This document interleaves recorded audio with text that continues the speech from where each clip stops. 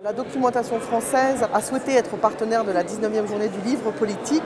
Nous avons donc sélectionné une série d'ouvrages qui permet à chacun de se faire une opinion en fonction des grands thèmes que sont les thèmes qui ont été évoqués aujourd'hui. Ces fondamentaux sont présents, notamment dans le cadre de l'anniversaire de l'appel du 18 juin que nous avons choisi de mettre dans notre publication. La documentation française nous a offert et vous a offert l'impression de ces textes pour vous rappeler quelle était l'ambiance en France dans ces années terribles.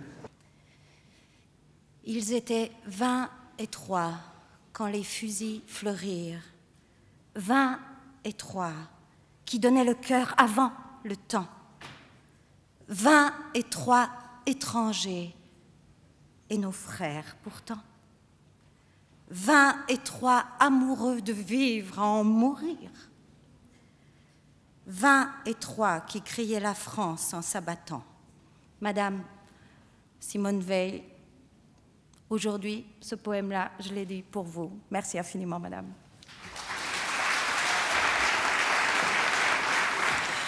Merci beaucoup. Je n'ai pas d'autres mots que je trouve maintenant. Je ne m'attendais pas du tout à ce que vous me dédiez cet otage, cette terrible histoire. Simplement, je voudrais dire, c'est une époque que beaucoup d'entre vous n'ont pas connue, mais pour ceux qui l'ont connue, nous nous rendons compte à quel point c'est important de faire vivre encore de telles choses pour que ça n'arrive plus. Alors, merci beaucoup. Merci à tous.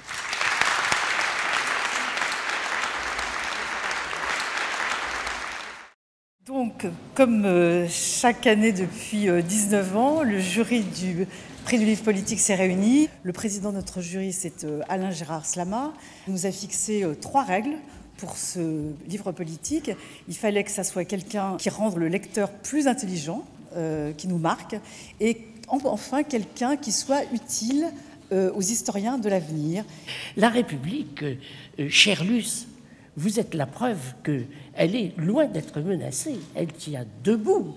Elle se porte plutôt pas mal dans la mesure où elle reste un horizon et un désir. Il n'y a qu'à voir la présence, le succès d'une journée comme celle-ci, et il n'y a qu'à voir aussi le nombre de livres politiques de grande qualité que nous avons eu à départager.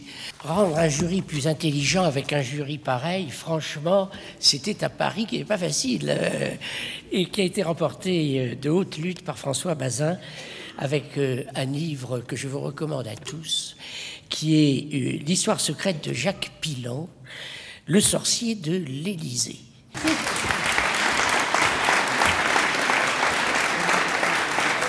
J'ai essayé de sortir Jacques Pilon de l'ombre parce que je pensais qu'il en valait le coup et que l'homme, ce qu'il avait fait, son influence dans la vie politique française dans les années 80-90 méritait d'être souligné.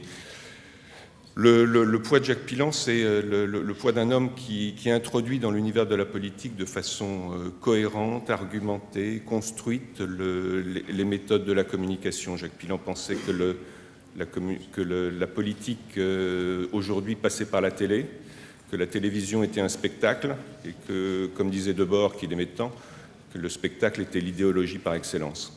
Et il voulait être le grand metteur en scène de ce spectacle qui était pour lui le spectacle de la politique. Merci.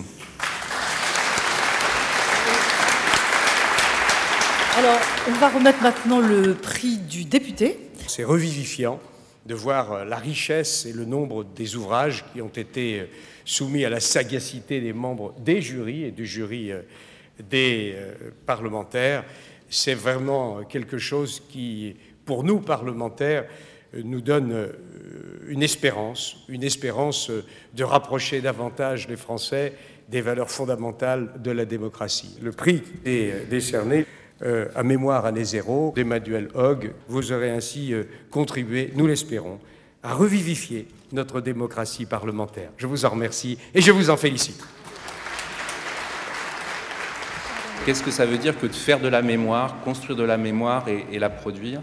Qu'est-ce que ça veut dire que ces générations futures pour lesquelles on travaille et qui est toujours un peu le leitmotiv qui est pas pour aujourd'hui mais pour demain? Qu'est-ce que ça veut dire ce demain à partir du moment où notre mémoire et notre histoire à travers Internet se rappellent à nous en permanence dans une forme de présent perpétuel? C'était toutes ces questions que je voulais aborder. Nos démocraties sont fondées sur la liberté individuelle et le numérique aujourd'hui transforme notre vie et nous crée un double, un avatar qui existe sur Internet et qui, autant